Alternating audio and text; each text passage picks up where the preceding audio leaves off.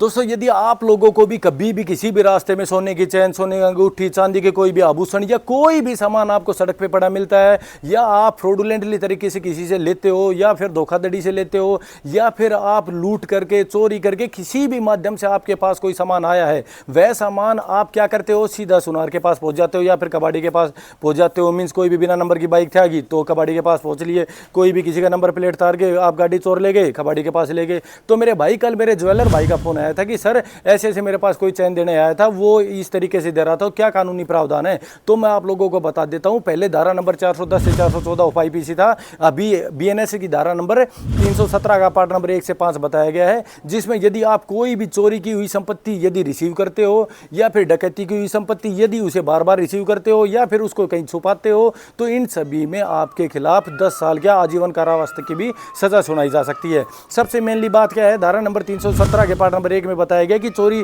की हुई संपत्ति कौन कौन सी होगी। तो लूट द्वारा की गई है, आपकी एक्सटॉर्शन द्वारा, रंगदारी द्वारा की गई है, कोई भी मिस एप्रोप्रिएशन कोई सड़क पे मिली है, या फिर विश्वासघात करके ली हो, या फिर 420 धोखाधड़ी करके ली हो, तो इन सभी के माध्यम से कोई भी चीज़ ली गई है तो वो चोरी की हुई संपत्ति मानी जाएगी। और इस तरीके की संपत्ति कोई लेता है, जैसे कोई सुनार लेता है या कबाड़ी वाला लेता है, तो धारा नंबर 317 के पार्ट नंबर 2 के तहत वह अपराधी साबित हो जाएगा और 3 साल तक की सजा दी जाएगी। वही 317 के पार्ट नंबर 3 में डकैती की हुई है, कोई सामान ऐसा ज्वेलरी या कबाड़ी लेता है तो उसको आजीवन कारावास तक की भी सजा हो सकती है, या 10 साल का कठोर कारावास। 317 के 4 में दिया गया यदि वो हैबिचुअल ऑफेंडर है, ये सारी सामान चोरी हुआ या डकैती हुआ लेने में, तो भी उसको आजीवन कारावास तक की सजा मिल सकती है। और इसी के पार्ट नंबर 317 के पार्ट नंबर 5 में बताया गया है कि यदि वह कोई भी चोरी की हुई संपत्ति को छुपाता है या इस तरीके से कोई कार्य करता है तो उसको 3 साल तक की सजा मिल सकती है। अब भाई प्रूव, अब जैसे ज्वेलर है, कबाड़ी है, कह दिया भाई मेरे को तो ये चोरी की हुई, मेरे को तो पता ही नहीं था चोरी की संपत्ति है। यदि आप वे चोरी की हुई संपत्ति आप ले रहे हो, मतलब कि कैसे, कम पैसे में ले रहे हो, उसको